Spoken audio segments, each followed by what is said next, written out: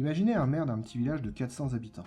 Il veut rénover son église, créer un écoquartier ou installer des bornes de recharge électrique.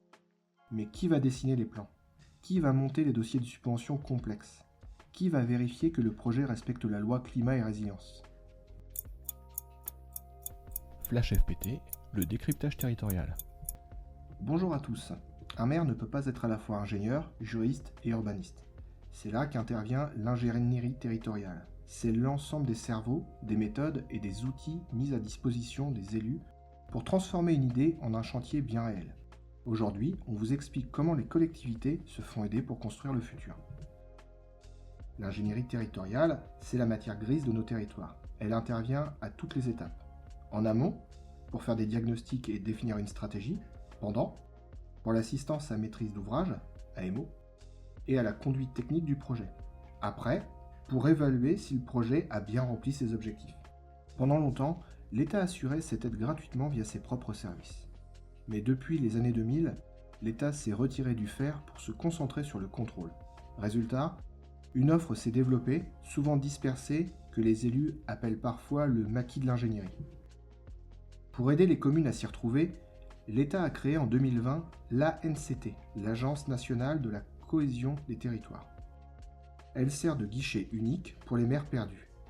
Mais elle n'est pas seule. L'écosystème de l'ingénierie repose sur plusieurs piliers. Les agences techniques départementales, créées par les départements, elles sont le bras armé des petites communes. Le CAUE, le Conseil d'architecture, d'urbanisme et de l'environnement, pour l'esthétique et la durabilité des bâtiments. La Banque des territoires, qui finance les études de faisabilité.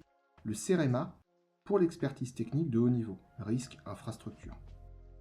En 2026, l'ingénierie a changé de visage. Elle n'est plus seulement posée du goudron. Aujourd'hui, on parle d'ingénierie de la transition. Les communes ont besoin d'experts pour désimperméabiliser les cours d'école, pour gérer le retrait-gonflement des argiles liés à la sécheresse, ou pour concevoir des réseaux de chaleur bois. Cette ingénierie devient stratégique. On ne se contente plus de construire, on essaye de construire résilient. Pour les petites villes, des programmes comme Village d'avenir ou Petites villes de demain permettent de recruter des chefs de projet dont le salaire est payé par l'État pour apporter cette expertise au plus près du terrain. Le grand enjeu, c'est la mutualisation. Puisqu'un village ne peut pas avoir son propre ingénieur, on partage. C'est le rôle des intercommunalités qui créent des pôles d'ingénierie communs. L'ingénierie n'est plus un luxe réservé aux grandes villes, c'est devenu un droit pour chaque territoire afin de garantir que l'argent public soit investi intelligemment. En résumé, l'ingénierie territoriale est le moteur invisible de l'aménagement.